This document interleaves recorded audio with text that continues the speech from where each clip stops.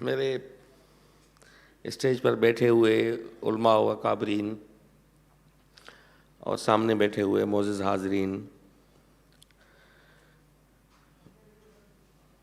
میرے جیسا ایک طفل مکتب اس کے لیے بہت مشکل ہے کہ اتنی بہت بڑی ہستی پہ گفتگو کرنا۔ ویسے بھی عشق اور عقیدے پہ گفتگو ممکن نہیں ہے، جتنی بھی کر لیں پھر بھی وہ پیاس رہتی ہے۔ عشق اور عقیدے کا اظہار ممکن بھی نہیں ہے۔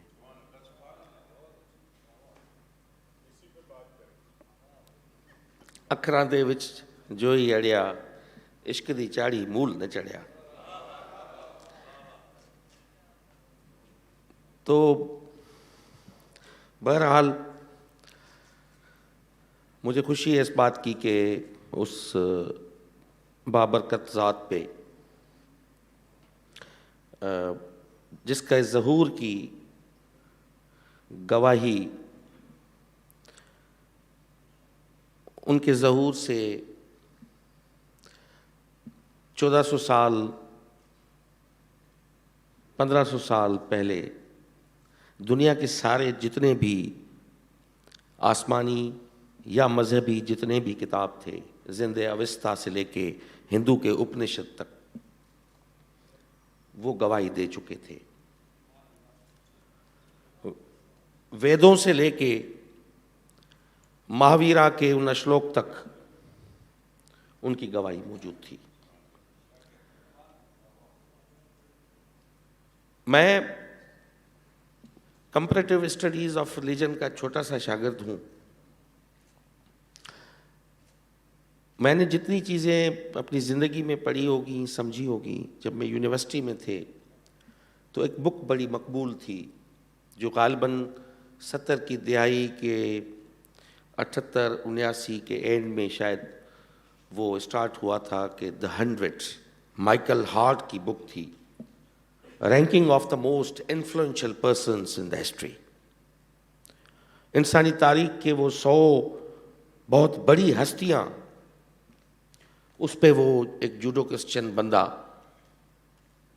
مائیکل وہ اس پہ کام کر رہا تھا، اور اس نے پہلی انسانی تاریخ کی سب سے بڑی شخصیت کے طور پہ ہمارے نبی صلی اللہ علیہ وسلم کو اس نے رکھا۔ میں ان کے دلیل پڑھتا ہوں۔ ہم تو عقیدے اور عشق کے مارے ہیں، ہم اس کی ذات بابرکات کے بارے میں جو بھی گفتگو کریں گے وہ ہمارا جز ہے عقیدے اور عشق کا۔ مگر وہ لوگ ایم این رائے سے لے کے میکسیکن کمیونسٹ پارٹی اور Indian communist party of India کا بنیاد رکھنے والا ایم این رائے جب ہسٹوریکل رول آف اسلام لکھتا ہے وہ پڑھنے والی چیز ہے۔ جب Thomas Carlyle H G Wells اس پہ لکھتے ہیں وہ پڑھنے والی بات ہے۔ جب لا مارتن فرینچ ہسٹورین اور پوئٹ تھا، اس نے لکھا کہ اعلیٰ آدرش وسیلوں کی کمی اور غیر معمولی نتائج اگر جینیس کا بنیاد ہو سکتے ہیں تو اس سے بڑا کوئی جینیس نہیں تھا۔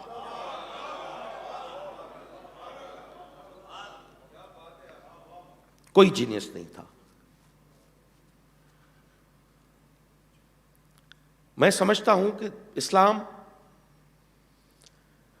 اگر دنیا میں پھیلا ہے تو وہ کلام سے زیادہ کردار کی وجہ سے پھیلا ہے۔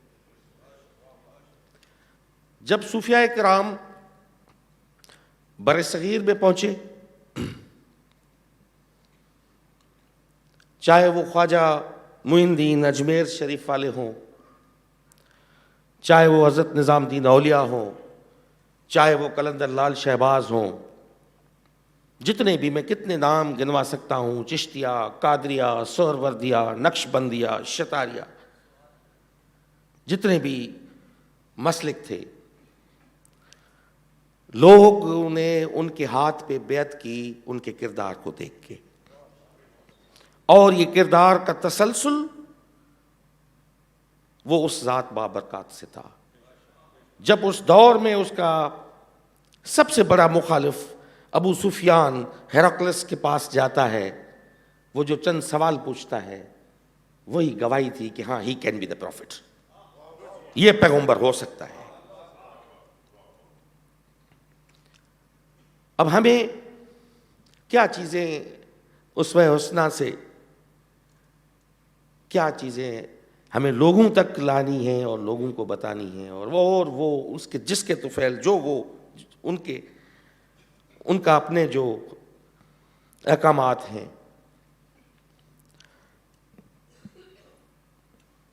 سب سے بڑا سپہ سالار انسانی تاریخ کا، آپ سنزو سے لے کے کوتلیا چانکیہ سے لے کے دنیا کے بڑے بڑے جتنے وار اسٹریٹجی کے بندے ہیں، آپ ان سب کی کتاب پڑھ لیں، دا آرٹ آف وار، ارتھ شاستر، بلا بلا، لے کے سیکنڈ ورلڈ وار کے اس سب سے بڑے جرنیلوں تک آپ ان کی کتابیں پڑھ لیں، مگر سب سے بڑا سپہ سالار جو شخص تھا، اس کی سب سے بڑی خاصیت کیا تھی کہ اس کے پاس کوئی ہتھیار نہیں تھا۔ وار اسٹریٹجی کا سب سے ماہر، ہتھیار اس کے پاس نہیں ہے، جس کے چولے پہ پیوند ہے۔ اہنسا کا، عدم تشدد کا سب سے بڑا قائل، گھر میں کوئی ہتھیار نہیں ہے۔ غربت کا یہ عالم کہ جس دن وصال ہوتا ہے اس دن جو گھر میں جلنے والا دیا ہے اس کا تیل نہیں ہے، تیل نہیں ہے۔ 13 دینار تھے آخری وقت میں، وہ بھی وصال سے پہلے وہ کسی کو دے چکے تھے اور خیرات کر چکے تھے۔ 10 لاکھ مربع میلوں پہ عرب حاکمیت کرنے والا، جب ایک جیو عورت اس پہ گند پھینکتی ہے، کچرا پھینکتی ہے، وہ جب گزرتا تھا تو اس پہ پھینکتی تھی، وہ کچھ نہیں کہتا تھا، سر جھکا کے، آنکھیں جھکا کے گزر جاتا تھا۔ ایک دن وہ کچرا اس پہ نہیں پھینکنے والی کوئی نہیں تھی، وہ خاتون نہیں تھی، عورت نہیں تھی۔ جب میری بہن یہاں پہ گفتگو کر رہی تھی عورت کے حوالے سے، تو یہ چیزیں بھی کوٹ کرنے والی تھیں کہ وہ جب کچرا جب اس پہ پھینک رہی تھی وہ نہیں تھی، تو پوچھا کہ آج وہ خاتون ہے نہیں، وہ یہودی جیو عورت کہاں گئی ہے؟ انہوں نے کہا وہ بیمار ہے، اور وہ مزاج پرسی کے لیے چلا جاتا ہے پوچھنے کے لیے کہ تمہاری طبیعت تو ٹھیک ہے۔ شاہ عبد لطیف بھٹائی نے کہا تھا کہ کھڑی نیڑ خمار ماں جاں قیاؤں ناز نظر، جب اس نے خمار سے اپنی آنکھیں جب اٹھائیں تو کیا تھا کہ تارا کتیوں تائب تھا، تارے اور کہکشائیں وہ تائب ہو گئیں، تارا کتیوں تائب تھا۔ کھڑی نیڑ خمار ماں جاں قیاؤں ناز نظر، سورج شاخوں جھکیوں، سورج کی شاخیں جھک گئیں، سورج شاخوں جھکیوں، کمانوں کمر، جو کمر تھا وہ بھی جھکو تھو جوہر مجھے جانے بجے جمال اسی، اس کے جمال کو دیکھ کے پورا جوہر کائنات کا جو ہے وہ سر بے سجود ہو گیا۔ وحدہ لا شریک لہ جانتھو چئیں این، اگر یہ کہتے ہو تو کیا کہنا ہے پھر؟ تاں منج محمد کارنے نرتو مجانی ہے، تاں تو ونجو کی دائیں کندھ بین کے، پھر سر جھکانے کے لیے کہیں اور چلے جاتے ہو۔ بے شمار اس حوالے سے کئی واقعات، کئی چیزیں ہم نے پڑھی، مگر میں یہاں پہ شاہ جی کو میں نے حکم فرمایا، میں نے کہا کہ میں سننے کے اور سیکھنے کے لیے آؤں گا، اور یقیناً ہم تو مختلف ایونٹس پروگراموں میں شرکت کرتے رہتے ہیں، مگر یہ سعادت ہے ان پروگراموں میں شرکت کرنا اور بیٹھنا، اور ہمیں ان چیزوں پہ غور کرنا ہے۔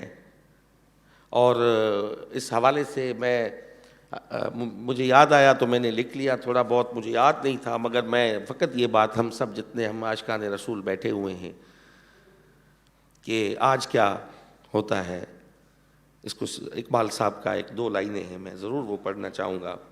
اس سے پہلے 28 بدھ کے دن شام کو کلچر ڈپارٹمنٹ نے ایک قوالی کی محفل رکھی ہے شان رسول میں لیاقت لائبریری کے ادھر. آپ جتنے بھی ہیں میں سب کو دل سے مدعو کرتا ہوں کہ آپ اس میں شرکت فرمائیے گا. اقبال صاحب نے کہا تھا کسے پتا تھا کہ لے کر چراغ مصطفی، کسے پتا تھا کہ لے کر چراغ مصطفی آگ لگا کے پھریں گے جہاں میں ابو لہبی.